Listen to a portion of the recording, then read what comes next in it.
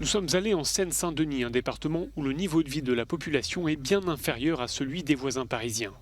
Nous sommes accompagnés par Fouad Ben Ahmed, militant associatif et politique. Il connaît bien ces quartiers pour y avoir vécu depuis sa naissance. Le département de Seine-Saint-Denis, souvent appelé par son numéro 93, est un des plus petits et des plus peuplés de France, d'où une forte densité. De grands ensembles immobiliers datant des années 60, devenus au fil des ans comme des ghettos pour une population se sentant de plus en plus exclue. L'exclusion, ça commence par ne pas avoir de travail, ça commence par ne pas avoir d'accès au transport, c'est aussi ne pas pouvoir jouir de ses droits pleinement. C'est de ne pas pouvoir envoyer son CV dans une entreprise sans qu'on prenne en compte le fait qu'on habite dans le 93. Ça marche pas. Et donc on a vu une dame qui montait à pied.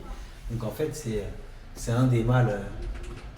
Quand on n'a plus rien et quand on n'a même pas accès à son logement ou accès à l'extérieur, c'est catastrophique. Dans ces cités, les personnes à qui nous avons parlé ont toutes évoqué un sentiment d'inégalité. Ces gens sont en permanence confrontés à des problèmes de logement, d'emploi et de mobilité. Des inégalités ressenties de manière systématique. C'est qu'ici, ils ne vivent pas, ils survivent. C'est quand même beaucoup plus compliqué de trouver un emploi quand on s'appelle Boubacar, qu'on est d'origine malienne, que quand on s'appelle Bernard, que ses parents sont nés en Bretagne. C'est un pays d'égalité sur le papier, c'est un pays d'inégalité et d'injustice dans la réalité. Des personnes âgées. Depuis 2005, la France a dépensé des milliards d'euros, directement et indirectement, pour améliorer la vie dans les banlieues. Mais au dire de nombreux acteurs sociaux, rien n'a vraiment changé.